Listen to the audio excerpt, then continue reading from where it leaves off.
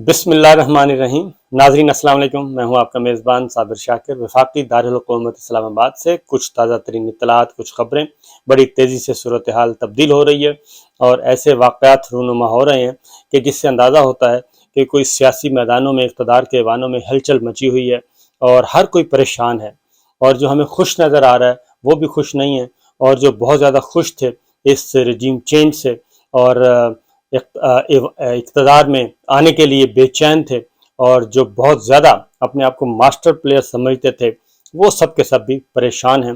बज़ाहिर उनके चेहरों पे हंसी है, खुशी है, और वो धमकियां भी दे रहे हैं, सब कुछ कर रहे हैं, लेकिन पता किसी को भी नहीं है, कख पता नहीं है कि अगले 4 हफ्तों में उनके साथ होनी क्या है। ये चीज़ है। इमरान खान साहब अपनी जगह पे तैयारियां कर रहे हैं, भरपूर तैयारियां कर रहे हैं, और दूसरी जानिब जो मुस्लिम लीग नवाज़ है, राना सनाउल्लाह साहब हैं, ख्वाजा आसिफ साहब हैं, मैदान में उतरे हुए हैं, जावेद लतीफ़ साहब हैं, मुसद्दक मलिक साहब हैं, सब के सब मैदान में उतरे हुए हैं। और वजह क्या है? मुस्लिम लीग नवाज़ जो है वो क्या कर रही है? मुसद्दक मलिक साहब की एक प्रेस कॉन्फ्रेंस हुई, एक राना सनाउल्लाह साहब की होगी, ख्वाजा आसिफ साहब की ने गुफ्तगू कर दी। वो क्यों कर रहे हैं ये सब कुछ? असल ये है, अच्छा, नून लीग तो तवज्जो जो है वो दूसरी जानिब मबजूल करवाना चाहिए, डाइवर्ट कर रही है। मुस्लिम लीग नवाज़ का तो ये है, उसकी रीज़न ये है कि मरियम बीबी जो हैं वो लंदन पहुंच चुकी हैं। और मैंने आपको पहले ही बताया था, टाइमलाइन आपको दे दिया मैंने, कि एनआरओ का बुनियादी मकसद क्या था। और ये जो एनआरओ है, ये इसकी बुनियाद जो है वो ब्लैक मेलिंग है। कोई असूल तो है नहीं, असूलों की बुनियाद नहीं है, कोई जमहूरियत नहीं है, कोई आइन नहीं है, कोई कानून नहीं है। इसकी बुनियाद है ब्लैक मेलिंग, एक दूसरे को आंखें दिखाना, एक दूसरे की कमज़ोरियाँ एक दूसरे के पास हैं, तो लिहाजा उसकी बुनियाद पे ये सब कुछ किया जा रहा है। और खिलवाड़ किसके साथ हो रहा है? मुमलकत खुदादाद पाकिस्तान के साथ खिलवाड़ किया जा रहा है। पाकिस्तान के अवाम रुल रहे हैं, पाकिस्तान के अवाम का कोई पुरसाने हाल नहीं है, और पाकिस्तान के अवाम का नहीं है, तो इसका मतलब है हमारा मुल्क भी इस वक्त शदीद तरीन तकलीफ में मुब्तला है पिछले 6 माह से। बहरहाल अब चीज़ें जो हैं वो समअप हो रही हैं, और समअप होने से पहले एक हलचल सी मची हुई है। मुस्लिम लीग नवाज़ की सफ़ों में भी हलचल है, पीपल्स पार्टी की सफ़ों में भी, पीटीआई की सफ़ों में भी, और मौलाना फजलुर रहमान साहब भी कोई थोड़े से उखड़े उखड़े से नज़र आ रहे हैं। और जो हुक्मरान इत्तेहाद में शामिल दीगर जमातें हैं वो भी इंतज़ार कर रही हैं कि देखते हैं होता क्या है। उसकी वजह यह है कि अगले 4 हफ्तों में मामलात को किसी रुख बिठाना है, इस ऊँट ने किसी न किसी करवट बैठना है, और रह गए हैं 4 हफ्ते। उसकी वजह यह है कि ये सारा खेल जो है वो खेला गया था 29 नवंबर की अपॉइंटमेंट के लिए। 29 नवंबर की अपॉइंटमेंट और एक्सटेंशन और इस्लामी इत्तेहाद का सरबराह और पता नहीं क्या क्या, इस काम के लिए सारी चीज़ें हो रही थी। तो वाशिंगटन से जो इत्तलात आ रही हैं वो बड़ी ज़बरदस्त हैं जी। इसी एतबार से कि मुलाकातें हो रही हैं, और वहाँ पे army chief general Qamar Javed Bajwa साहब की कोई इनफॉर्मल गुफ्तगू भी हुई है, गपशप हुई है। तो गपशप के अंदाज में उन्होंने बताया है कि अपना इशारा दिया है कि जी मैं अपने वादे के मुताबिक अमल करूँगा, और वादे के मुताबिक अमल करते हुए 29 नवंबर के बाद मैं कंटिन्यू नहीं करूँगा। ये इशारा है, खुल के बात उन्होंने नहीं की। सवाल यही था जो मुझसे पूछा गया था कि जनाब आप बताएं, आप रिटायर हो रहे हैं या नहीं हो रहे, तो उन्होंने स्ट्रेट फॉरवर्ड जवाब नहीं दिया। उन्होंने कहा मैं अपने वादे पे हम अमल करेंगे। अब ये वादा है, ये कमिटमेंट है, क्या है, इसके बारे में अभी कुछ कहना कबल वक्त है। और उसकी वजह यह है कि माजी में बहुत सारी बातें कही गई, लेकिन उनके रिजल्ट्स जो आया वो उनके अपोजिट आया था, और वो चीज़ उस तरह से नहीं हुई। तो इसलिए पाकिस्तान में जो इलेक्ट्रॉनिक मीडिया, डिजिटल मीडिया, सारे इसको इसी तरीके से इंटरप्रेट कर रहे हैं कि जनाब वो जा रहे हैं, और उन्हें जाने का इंदिया दे दिया है।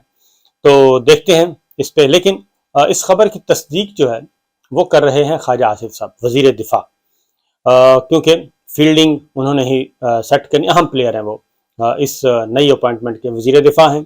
सेक्रेटरी दिफा जो हैं वो जनरल बाजवा साहब के वो हैं, रिलेटिव हैं, समधी हैं, उनके बेटे के ससुर हैं, लेफ्टिनेंट जनरल जो हैं, तो रिटायर्ड।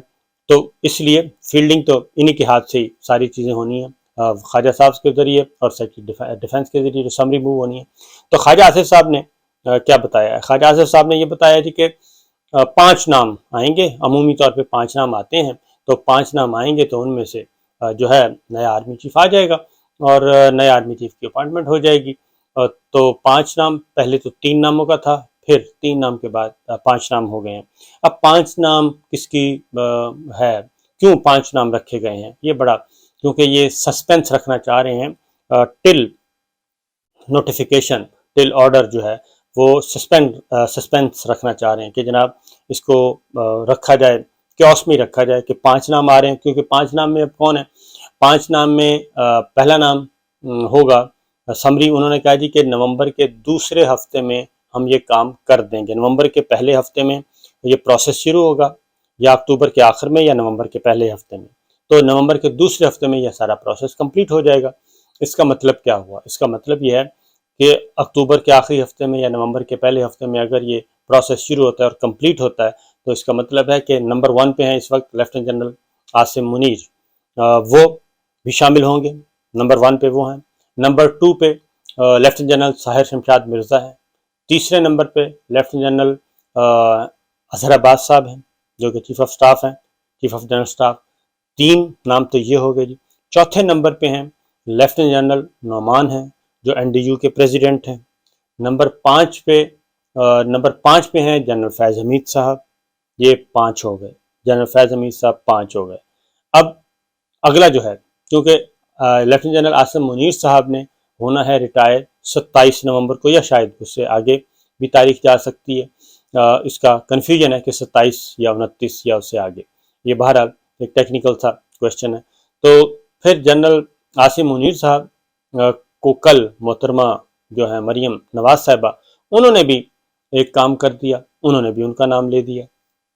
اب یہ جو نام لیا، یہ مجھے لگتا ہے کہ وہ انہوں نے دانستہ نام لیا، اور دانستہ نام لے کے ان کے نام کو کرٹیسائز کرنے کے لیے یہ نام ڈالا گیا ہے کہ ذرا کرٹیسائز ہو جائے، اور دیکھتے ہیں اس پہ رد عمل کیا آتا ہے اور کیا ہو سکتا ہے۔ اور ان کے ساتھ بہرحال عاصم منیر کے ساتھ یہ بھلائی نہیں کی گئی، جو بھی نام لے کے۔ تو بہرحال یہ تو ہیں جی 5 نام اس طریقے سے بنتے ہیں، اور اگر ان میں سے کسی کو مس کیا جاتا ہے تو پھر اگلا نام جو ہوگا وہ ہوگا لیفٹیننٹ جنرل عامر کا۔ اب 5 نمبر تک یہ کام رکتا ہے، 5 نمبر تک رکتا ہے، تو جنرل فیض حمید صاحب تک یہ معاملہ کلوز ہو جائے گا اور اس کے آگے پھر نہیں جائے گا۔ تو یہاں پہ یہ چیز جو ہے، اب یہاں پہ اس کو یہیں پہ چھوڑ دیتے ہیں کہ کیا ہوگا، دیکھتے ہیں کیا ہوتا ہے۔ اور واشنگٹن میں اب ہوا کیا ہے، واشنگٹن میں یہ ہوا ہے کہ بلاول بھٹو جو ہیں وہ واشنگٹن میں تھے، اور نیو یارک میں بھی، واشنگٹن میں ان کا تقریباً 2 ہفتے سے زیادہ کا سٹے تھا۔ وہ گئے تھے شہباز شریف پرائم منسٹر کے ساتھ، یعنی کہ اس وزٹ کا حصہ تھے جو UN جنرل اسمبلی میں جانا تھا، لیکن ان کے ساتھ نہیں گئے تھے، الگ گئے اور الگ واپس آئے۔ شہباز شریف صاحب واپس آ گئے، لیکن بلاول بھٹو وہیں رہے، اور بلاول بھٹو نے بطور وزیر خارجہ وہاں پہ انٹرویوز بھی دیے، انگیجمنٹس بھی تھیں، ملاقاتیں بھی تھیں کافی، اور ان کی وزیر خارجہ بلنکن کے ساتھ بھی تھی ملاقات۔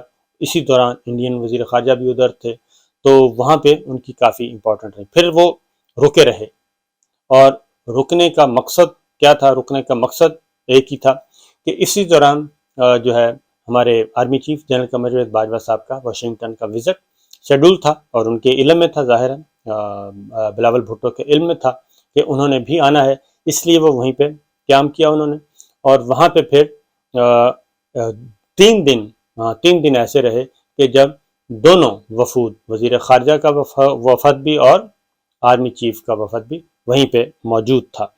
اب بلاول، جو مجھے ایک ہمارے دوست ہیں، انہوں نے بتایا کہ اسی دوران بلاول بھٹو صاحب کی ایک ملاقات ہوئی، اور اس ملاقات کے بعد بلاول بھٹو جو ہیں وہ مطمئن نہیں تھے، وہ غیر مطمئن نظر آئے، اور غیر مطمئن نظر آئے، کیوں نظر آئے اس کی ریزن سمجھ نہیں آئی۔ اور اس کے بعد ہوا یہ کہ وہاں سے اس ملاقات کے بعد بلاول بھٹو کی کوئی بھی جو بھی ہے ملاقات ہوئی، اس ملاقات کے بعد بلاول بھٹو جو ہیں وہ فوراً وہاں سے آتے ہیں، اسلام آباد، کراچی پہنچتے ہیں، یعنی کہ اپنا دورہ مکمل کیا، ظاہر ان کے اختیار میں تھا، وہ جتنے دن بھی رہ سکتے تھے، جب انہوں نے مکمل کرنا تھا وہ وہاں سے نکلے ہیں فوراً، اور وہاں سے پہنچے ہیں کراچی، اور وہاں پہ اپنے والد صاحب کی عیادت کی ہے، اور والد صاحب کی عیادت یعنی کہ زرداری صاحب کی عیادت کرنے کے بعد اس کا اگلا جو اب کیونکہ وہ علیل تھے زرداری صاحب، پھر فی الفور ان سے ایک دن پہلے یہ خبر آئی تھی کہ زرداری صاحب کی طبیعت مزید خراب ہو گئی ہے اور ان کے پھیپھڑوں میں پانی چلا ہے اور ان کو ہو سکتا ہے کہ بیرون ملک شفٹ کرنا پڑے۔ پھر بلاول بھٹو صاحب نے عیادت کی اور اس کے آنے کے فوراً بعد ہی زرداری صاحب اگلے ہی دن جو ہیں وہ شفٹ ہو گئے ایئر ایمبولنس کے ذریعے یا جہاز کے ذریعے دبئی، اور وہاں پہ اب ان کا علاج ہو رہا ہے۔ یہ خبر یہ ہو گئی۔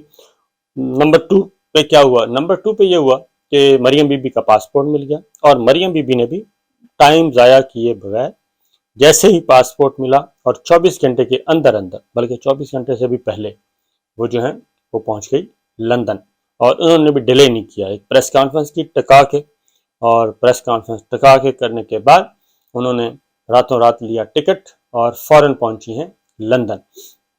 اب یہاں پہ لندن میں جی ایک بیٹھک ہونی ہے، اور لندن میں جو بیٹھک ہونی ہے اس میں کچھ اور ملاقاتیں بھی ہیں، اور اس ملاقاتوں کا جو محو مرکز ہے وہ ایک ہی ہے کہ اگلی اپائنٹمنٹ جو ہے وہ اس وقت بنی ہوئی ہے سب کے لیے جو ہے مسئلہ۔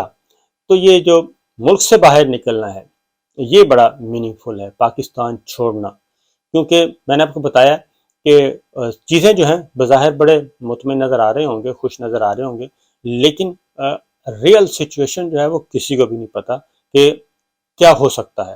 اس کی ریزن ہے پاکستان پیپلز پارٹی ذرا اکھڑی سی نظر آ رہی ہے۔ پیپلز پارٹی ہیپی نہیں ہے، ان ہیپی ہے، ناخوش ہے، غیر مطمئن ہے، اور کیوں غیر مطمئن ہے یہ چیزیں ذرا ہو سکتا ہے کچھ دنوں کے بعد آپ کو نظر آنا شروع ہو جائیں کہ کیوں مطمئن ہے۔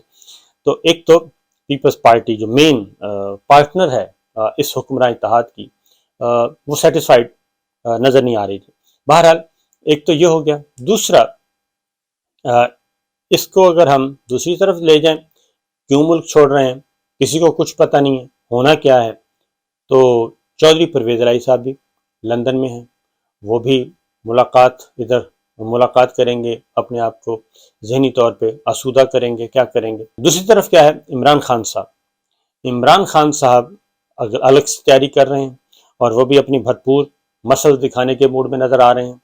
رانا ثناء اللہ صاحب کہہ رہے ہیں کہ میں 245 کے تحت فوج بلاؤں گا، ریڈ زون، اور وہی جو پرانے والا طریقہ تھا، پہلے دھرنا جب ہوا تھا تو ہم فوج بلائیں گے 245 کے تحت، اور فوج جو ہے وہ ریڈ زون کی بھی حفاظت کرے گی، وہ ڈپلومیٹک انکلیو کی کرے گی، حفاظت کرے گی، اور اسی طریقے سے جو اہم عمارتیں ان کی حفاظت کرے گی۔